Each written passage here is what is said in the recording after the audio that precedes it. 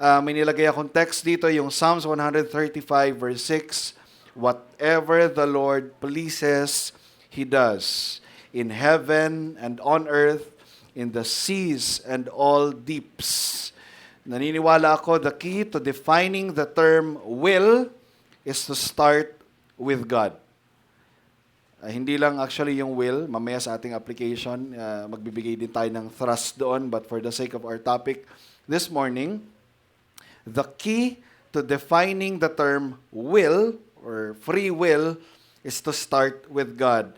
If there is one thing that has an absolute will, not one thing, one being, that has an absolute will, wala nang iba kundi ang Diyos na yon. Dahil walang masigit sa Kanya, walang mas free sa Kanya, walang mas powerful sa Kanya.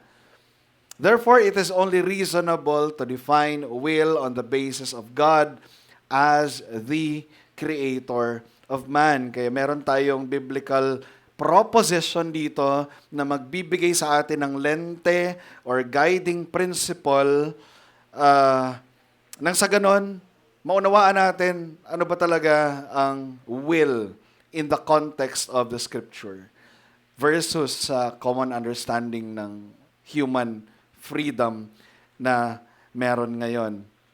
I will quote Jonathan Edwards, sabi niya, yung proposition muna, a will is the ability to choose and that choice is always according to one's nature.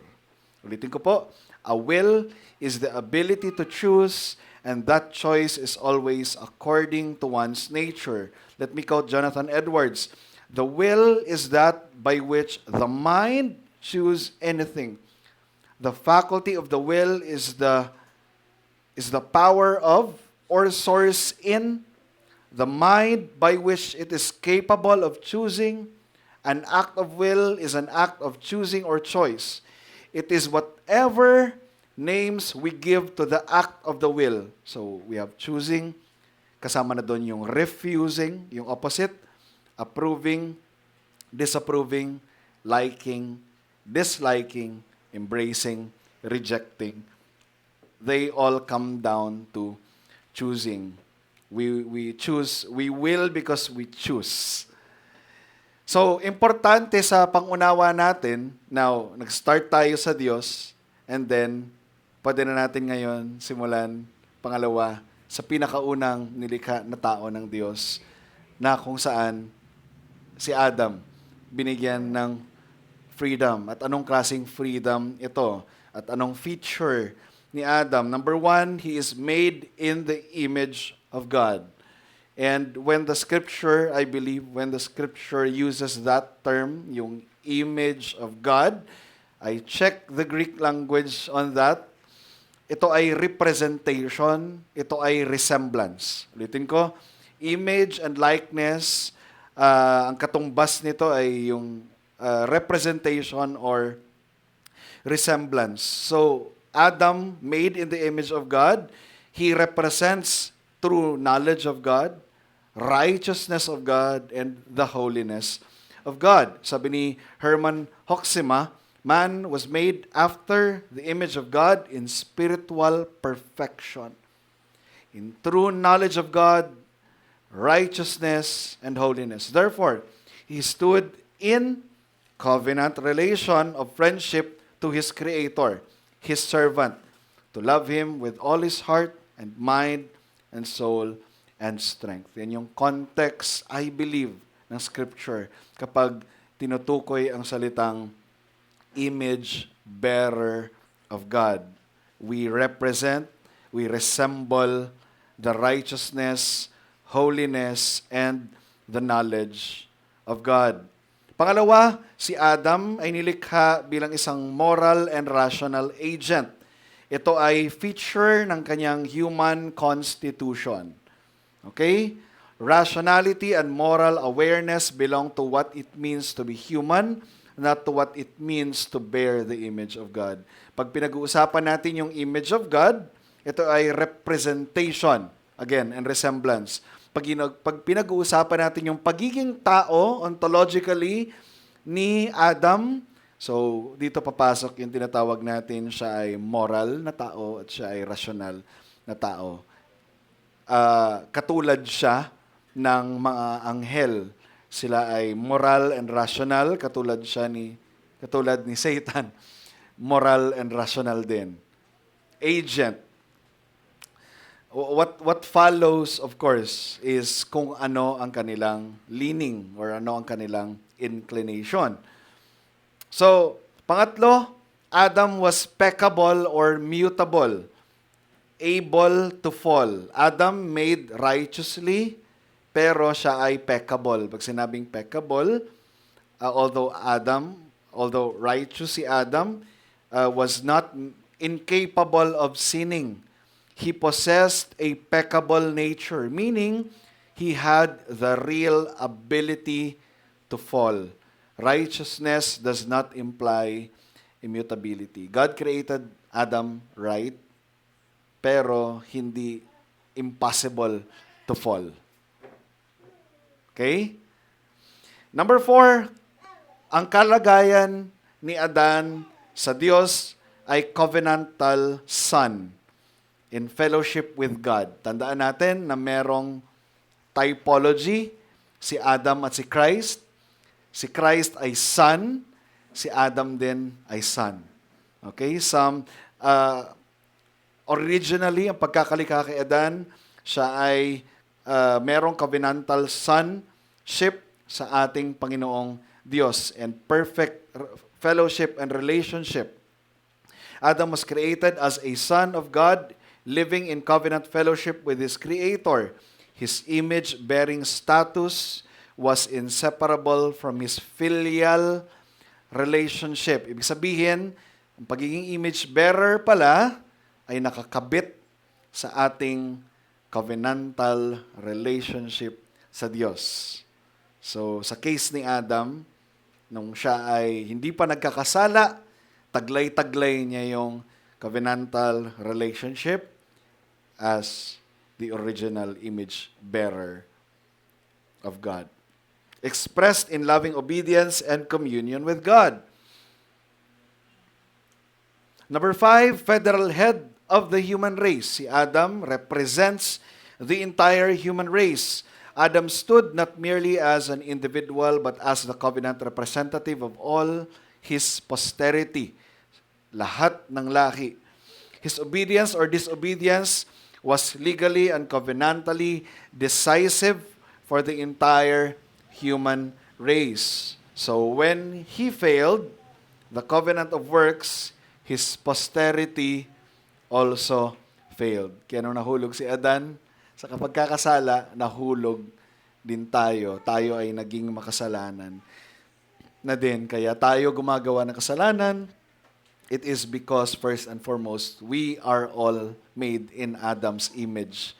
Mababasa natin yon sa Genesis nung ipinanganak si Seth. Si Seth hindi tinawag na image of God, tinawag siya na image and likeness of Adam. So, kagaya ni Jesucristo na federal head ng New Covenant, si Adam naman ay federal head din ng Old Covenant. Si Abraham ay federal head din ng Old Covenant. So, yan.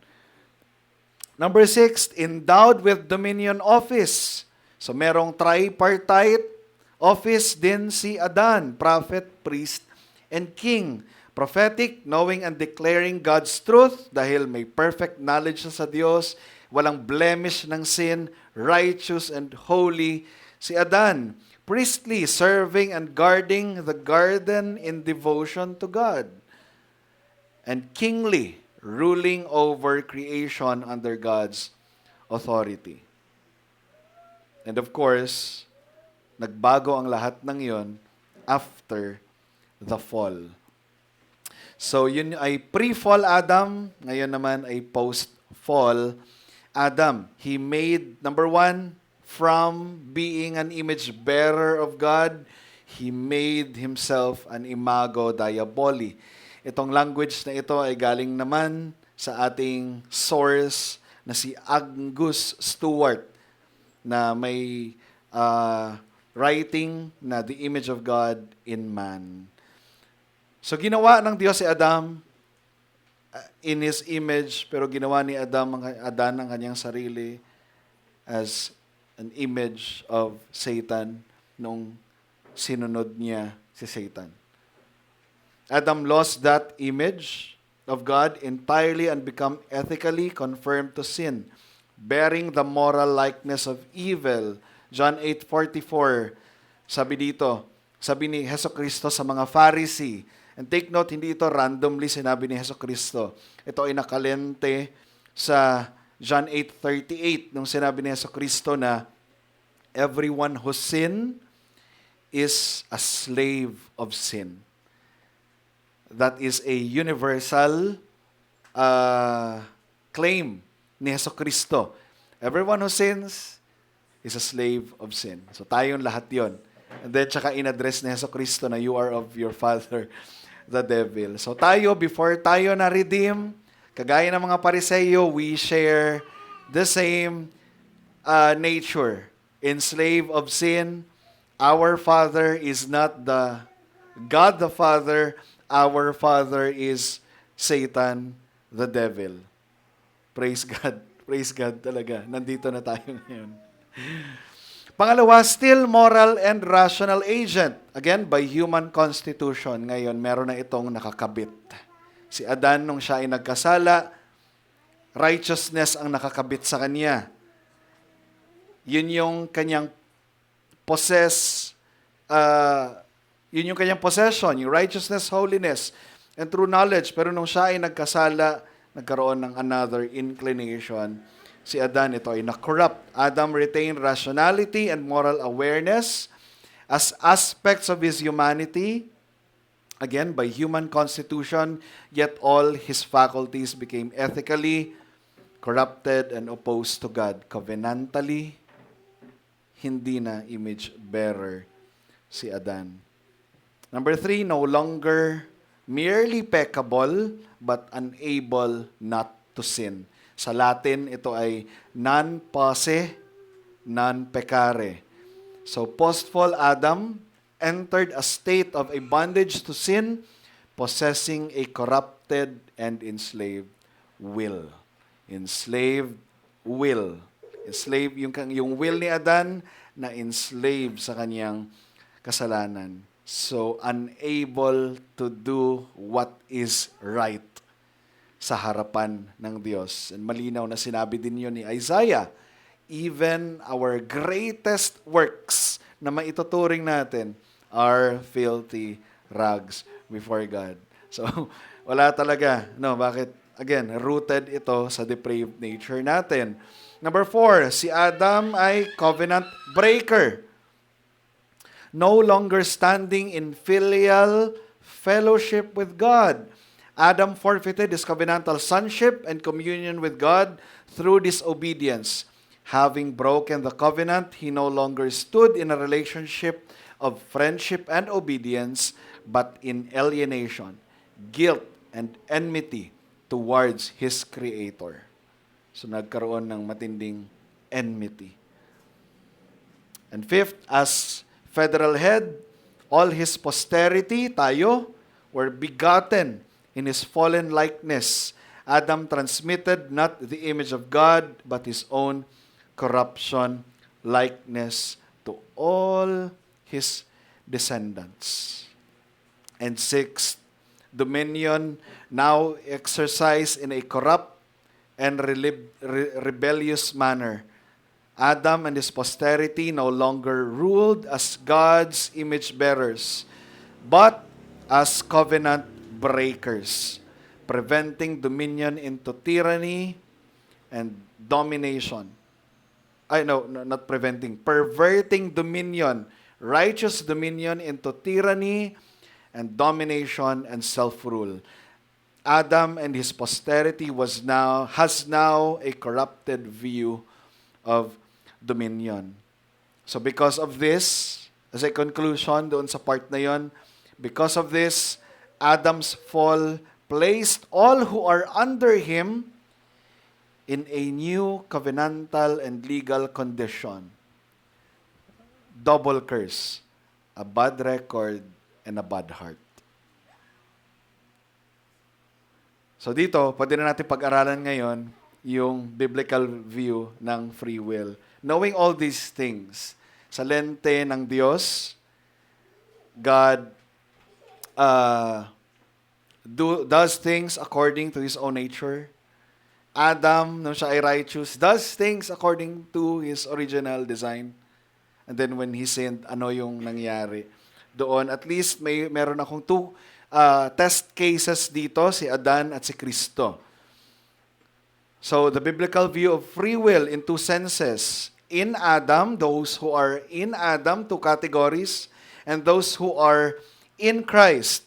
In Adam, depraved state, tayo pong mga believers, tayo po ay in Christ, united in Christ. Lahat ng unbelievers, sila ay united in Adam. So sila ay merong old heart, yung tinatawag sa Bible na heart of stone. Ang free will nila is enslaved to sinful inclination. The will is governed by a fallen inclination. Fallen man is not morally neutral. His will always follows the desires of a corrupt heart that loves sin and resists God.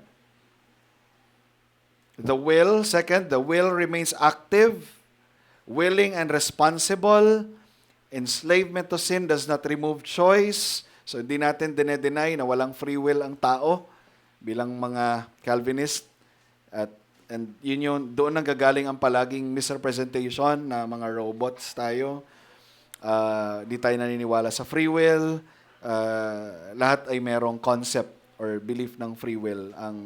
Ang pinagkaiba lang talaga natin sa ibang camp is yung, number one, yung categories at yung mga qualifiers. So we believe in human freedom, but ito ay nasa bondage ng sin. Pangatlo, freedom is confined to sinful desire. Man is free from coercion. We still decide on our own.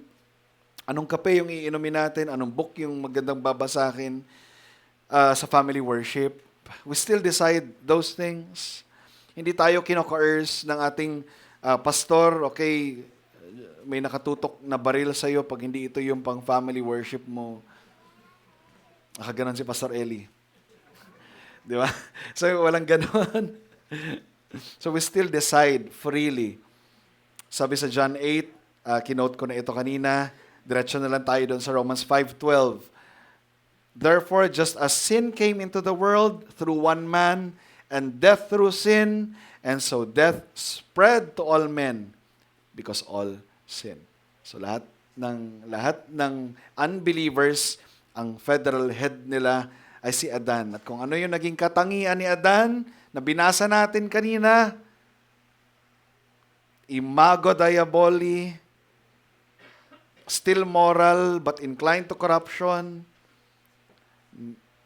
not able to please God, covenant breaker, fallen sons and daughters, dominion, leadership natin ay corrupted, has a corrupted view. We share that reality kay Adan noong tayo ay depraved pa sa ating mga kasalanan. Sabi sa 1 Corinthians 15:22, for as in Adam all die. Punta naman tayo sa second category, in Christ. Those who are in Christ were blessed, of course, of the covenant blessing, new covenant blessing. Tinatawag nating blessing ng covenant of grace. A new heart. Sa scripture, tinatawag siya na heart of stone. Clearly, napakalaki ng contrast. Heart of flesh. Clearly, ang laki ng contrast. A dead soul, heart of stone. A soul that has life, heart of flesh. Pumping. So the will is renewed by regeneration. At ang category, hindi nawala yung pagiging slave natin. Hindi nga lang sa kasalanan. Ang nawala yung pagiging slave sa kasalanan. Pero yung category ng slavery, nung tayo ay depraved, tayo ay slave of sin. Nung tayo ay meron ng bagong puso, in Christ, tayo ay slave pa rin, pero slave of righteousness. So hindi nawala yung pagiging slave ng tao, pero nagkakaroon lamang ito ng another covenantal category, relational category, ethical category.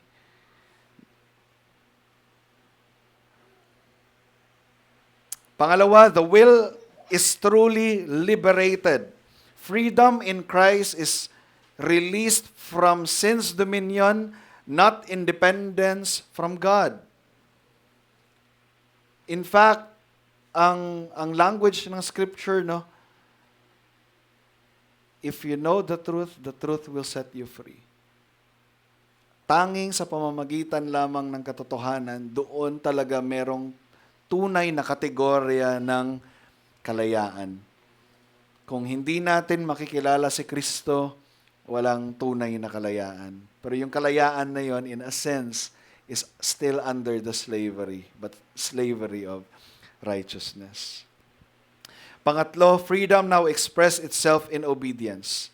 So the believer can now will and do what pleases God, though not yet perfectly, dahil tayo ay sinasanctify pa rin. Sabi sa Romans 6:22, but now that you have been set free from sin and have become slaves of God. So again, no, two context or categories of slavery, slaves of sin, slaves of God. Nung pinalaya ka ni Kristo, hindi nawala yung kategorya ng pagiging slave, pero ikaw ay slave of God, servant of God. The fruit you get leads to sanctification and its end, eternal life. Galatians 5:1, for freedom Christ has set us free, stand firm, therefore, and do not submit again to a yoke of slavery. And sa Ephesians 4:23 to 24, yung tinatawag nating we have been restored to our original state. Yung nawala sa atin, ibinalik sa atin sa pamamagitan ng ating Panginoong Jesucristo. Image of God restored. Sabi sa Ephesians 2:23 to 24, and to be renewed in the spirit of your minds, and to put on the new self, created after the likeness of God in true knowledge and holiness. Colossians 3:10, and have put on the new self, which is being renewed in knowledge after the image of His Creator. Tayo po na mga ligtas na, we now represent, signify, resemble the image of God. Yung wala pa kay Kristo, kahit elect pa siya, pero wala pa siya kay Kristo, he does not possess that yet. Nawala yun sa kanya noong nag-fall si Adan.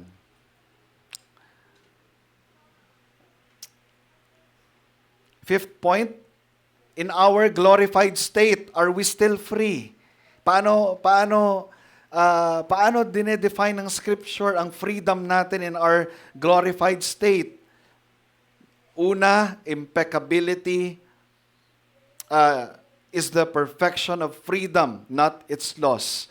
Kumbaga, if ang definition ng freedom is being able to choose what you want to do and what you will, kung ano yung gusto mong gawin at kung ano yung hindi mo gustong gawin, paano pag nasa glorified state na tayo? Are we still free? Dahil sa glorified state natin, we are not able to sin na eh. But the question, are we still free sa state na yon? So you see, the principle ng proposition na nilagay ko sa una, one is truly free if he acts according to his own nature. Doon sa glorified state na wala ng kasalanan, we are impeccable. Ibig sabihin impeccable, hindi na natin kayang magkasala doon. We are preserved in glory. Pangalawa, the will be fully governed by holy inclination. Dahil nga, consummation na yon.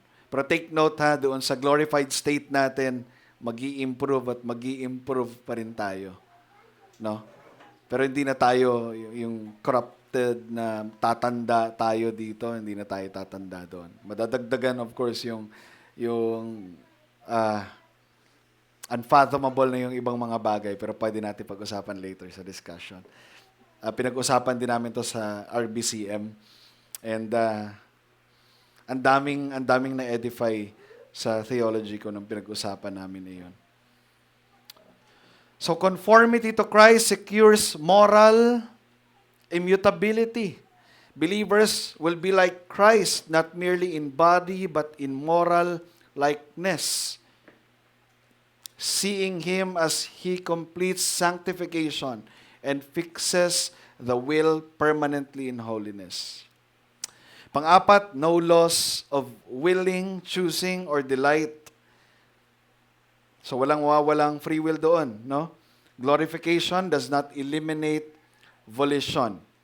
The saints still will, desire, and choose. Mamimili pa rin tayo doon kung anong gusto natin kainin, so on and so forth. But every choice will arise from a perfectly righteous heart, making sin not only absent but unthinkable. We will never, ever, ever think of sin doon sa consummation. God forbid. No? Nandun na si Kristo mismo. As mag-iisip pa rin tayo ng sinful thoughts. No? So, ang question, how is free will viewed in Scripture? Our will is only free and limited according to our own nature. Ito lang talaga yung pinaka-solid na proposition, wala nang iba. Madederive natin sa Scripture. God as the starting point, impeccable, cannot sin, yet most free. His will is governed by His nature. Perhaps, pwede na, di ba, kanina sa preaching, sinabi ng author ng Hebrews, for God cannot lie, is not able to lie. Dahil ba limited siya dun sa bagay na yon na hindi niya kayang magsinungaling, therefore hindi na absolutely free ang Diyos? O diba, hindi natin pwedeng ma-judge ang character ng Diyos sa ganong human level of reasoning. Ibig sabihin talaga, we need to reason from top down, from God to human. So, yun yung starting point natin, ang Diyos. And then Adam, peccable, able to sin, able not to sin. Adam's will is governed by his peccable nature. Kasi baka may magtanong, if si Adam ay nilikhang righteous, bakit pa rin siya nagkasala? Hindi niya nga inclination yung evil, di ba? Bakit siya nagkasala? Again, Adam's will is peccable. Nilikha siya ng Diyos na imposibleng hindi magkasala. Nilikha siya ng Diyos ang hirap Tagalogin. Si Adam ay nilikha ng Diyos with a peccable nature. Ibig sabihin, with a possibility of and has the ability to sin. And of course, nung si Adam ay nag-fall, kasama tayo, we are enslaved to sin. Our will also are enslaved of sin before regeneration. And of course, nung na-redeem na tayo, redeemed man, ang freedom natin ay naka-anchor naman ngayon sa ating Panginoong Jesucristo. We are enslaved of God, enslaved of righteousness. Still able to sin, but not live in sin. May mga slip-offs tayo, pero hindi na tayo mamumuhay sa kasalanan. So, man's redeemed will is governed by his renewed nature. And of course, yung glorified state na pinag-usapan natin kanina. And ang ating application ngayon is, God must be the starting point of everything, including how we define things. Sa lahat ng bagay, lahat ng aspeto, when we define things, when we derive our views. I believe dapat magsimula ito talaga sa Scripture. Magsimula ito sa thought ng Diyos. Kaya nga meron akong mahal na slogan, thinking God's thoughts after Him. Kumbaga, if we're going to define free will, pwede nating tanungin ang Diyos, Lord, ano bang definition mo sa free will ng tao? Okay. May revelation, and then doon tayo mag-base mag-derive ng ating mga definition. At galing sa proposition natin kanina, no? Balikan ko lang, whatever the Lord pleases, He does in heaven and on earth and on the seas and all the deeps. A will is the ability to choose, and that choice is always according to one's nature. Ang Diyos ay hindi kayang gumawa ng evil. He is most free, but yet hindi kayang gumawa ng evil. Pangalawang application, you cannot claim true freedom if you are still enslaved of your sin. Walang makakapag-claim na ang tao ay, okay, meron akong totoong freedom. No, he is enslaved of his sin. Siya ay alipin ng kanyang kasalanan. True freedom, biblically speaking, redemptively speaking, is only and can only be found in Christ. Apart from Christ, the will is enslaved to sin and cannot choose what pleases God. Therefore, there is no true freedom of the will outside of union with Christ. Only in Christ is the heart renewed, the will liberated, and the person truly free to love God and obey Him. So again, ang freedom or free will ay palagi itong naka-attach doon sa kung ano lang ang iyong katangian.